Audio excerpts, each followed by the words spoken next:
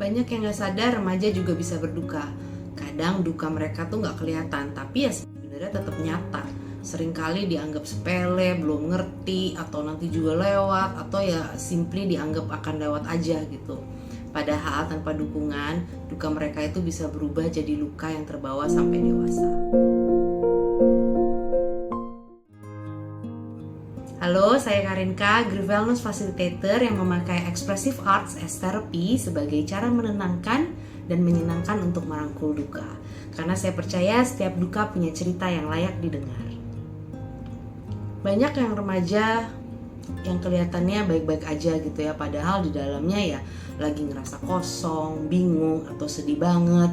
Ada yang mungkin baru kehilangan orang tua karena berpulang, ada yang orang tuanya berpisah atau bercerai, kehilangan binatang kesayangan atau sahabat. Ada juga yang cuma ngerasa ya gak punya tempat aja buat cerita. Data WHO menunjukkan sekitar 8% anak dan 15% remaja mengalami gangguan mental, dan sebagian besar sayangnya gak mendapatkan bantuan. Sedihnya lagi, bunuh diri menjadi penyebab kematian ketiga pada usia 15 hingga 29 tahun. Banyak ya faktor penyebabnya, misalnya tekanan dari keluarga, sekolah, teman, media sosial, akses layanan kesehatan mental yang mungkin terbatas, stigma sosial, atau ya kurangnya keterampilan mengekspresikan emosi dengan sehat. Angka-angka ini menunjukkan betapa pentingnya ruang aman bagi remaja untuk belajar, mengenali dan mengekspresikan perasaannya dengan sehat. Banyak yang remaja ini yang ngerasa cemas, tertekan, atau kesepian itu mungkin ya belum tahu harus mulai dari mana buat minta bantuan. Mungkin mereka terlihat baik-baik aja, tapi belum tentu juga, karena duka gak selalu terlihat dari air mata. Kadang muncul lewat marah, sulit fokus, atau menarik diri. Sayangnya ya di budaya kita nih, duka sering dianggap satu hal yang harus cepat selesai, dilupakan, atau ya harus cepat selesai gitu ya. Padahal justru disitulah luka bisa menumpuk, dan kalau gak ada yang mendukung ya tantangannya bisa makin terasa berat buat mereka. Mereka nih butuh ruang aman buat ngerasain dan ngolah rasa dukanya, bukan buat dikasih solusi instan atau dinasehatin terus menerus, tapi buat diajak memahami bahwa oh ya aku boleh kok gak apa-apa merasa seperti ini. Kadang saat kata-kata aja gak cukup, ya kita butuh cara lain buat ngobrol sama hati. Lewat latihan seni ekspresif, kita bisa mulai pelan-pelan memahami rasa yang sulit dijelaskan. Nah, disinilah latihan seni ekspresif bisa jadi jembatan. Dalam latihan ini gak ada yang namanya harus bagus, harus kreatif, harus nyeni, atau harus bisa gambar. Yang penting bukan fokus pada hasilnya, tapi pada proses. Latihan ini bisa jadi gabungan dari coretan bebas, journaling, dan gerakan mindful. Jadi saat kita atur napas, niatkan tujuan hati, lalu tangan kita mulai bergerak, menggores lewat warna, pola, atau bentuk. Perlahan hati kita pun bicara tanpa harus banyak berkata-kata. Latihan seni ekspresif ini membantu menenangkan sistem saraf dan membantu otak memproses emosi juga. Saat kita mulai menulis, mencoret, atau bergerak dengan sadar, sebenarnya otak kita sedang bekerja mengatur ulang emosi. Ini bukan soal hasilnya ya, tapi fokus pada prosesnya. Bagian depan otak kita, prefrontal cortex, itu membantu kita memahami, terus menata dan mengatur emosi lewat refleksi. Sementara amigdala, bagian otak yang lebih dalam, itu aktif saat kita merasakan emosi seperti takut atau cemas. Saat remaja berlatih seni ekspresif, paling nggak kedua bagian ini bisa saling bekerja sama. Amigdala membuka jalan buat emosi untuk muncul, sementara prefrontal cortex-nya membantu memberi makna baru atas pengalaman itu.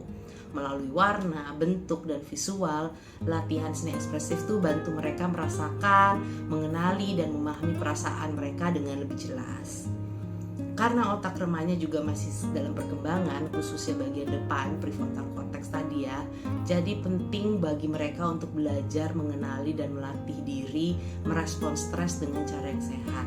Jika emosinya terus ditekan atau ditahan atau malah menggebu-gebu juga, akibatnya ya bisa makin stres, sulit memahami perasaan sendiri, dan akhirnya lebih rentan mengalami gangguan emosi. Mengenali pemicu dan mempraktikkan cara-cara menenangkan diri yang efektif tuh dapat membantu remaja menghadapi tekanan dengan lebih sehat dan adaptif. Menariknya lagi, otak kita tuh bisa terus belajar dan berubah. Ini disebut neuroplasticity, yaitu kemampuan otak untuk menata ulang jalur-jalurnya untuk berubah dan beradaptasi setelah mengalami sesuatu, misalnya seperti pengalaman duka.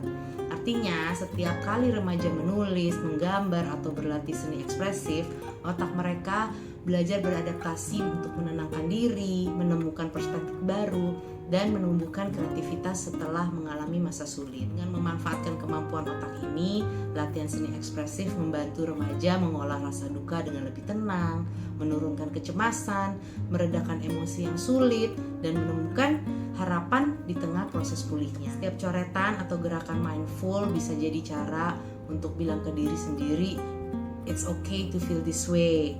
Aku masih terus belajar, aku masih terus berproses, aku beradaptasi. Udah gitu, latihan seni ekspresif tuh bukan hanya tentang mengekspresikan perasaan aja, tapi juga jadi alat bantu untuk membangun ulang identitas setelah kita mengalami kehilangan. Ketika kehilangan orang tua misalnya atau mengalami perubahan besar dalam hidupnya, remaja seringkali ya juga bisa merasa sebagian dirinya ikut hilang. Melalui latihan seni ekspresif tadi, mereka tuh jadi belajar mengenal ulang siapa dirinya dan menemukan makna baru dari pengalaman yang udah terjadi. Dengan begitu, mereka belajar menyesuaikan diri atau beradaptasi, menemukan kekuatan baru, dan memaknai kembali hidup mereka dengan cara yang lebih menenangkan dan menyenangkan. Kalau kamu seorang remaja yang sedang berduka, ingat ya, duka bukan tanda lemah dan kamu gak sendirian. Gak ada cara yang pasti untuk pulih, tapi selalu ada cara yang sehat, yang menenangkan dan menyenangkan untuk merawat dirimu. Salah satunya lewat latihan seni ekspresi. Kalau kamu merasa kewalahan, boleh banget minta bantuan orang dewasa atau tenaga profesional yang kamu percaya. Kalau kalian adalah orang tua, guru, atau teman yang sedang menemani remaja berduka, ingat ya bahwa mereka mungkin gak minta tolong secara langsung, tapi mereka sangat butuh ruang untuk didengar dan diterima. Hindari menghakimi atau mendikte perasaan mereka, atau hanya dinasehatin terus tanpa bantuan nyata. Temani mereka dalam berproses rasa dukanya lewat cara yang sehat, positif, dan kreatif. Pulih bukan berarti melupakan, tetapi belajar hidup berdampingan dengan rasa duka. Belajar merangkul duka, bukan menekan atau mengabaikannya, agar kita bisa tumbuh ke depan dengan lebih baik lagi. Saya percaya seni ekspresif bisa jadi cara yang lebih menenangkan dan menyenangkan untuk merangkul duka, karena dari sanalah proses pulih kita dimulai.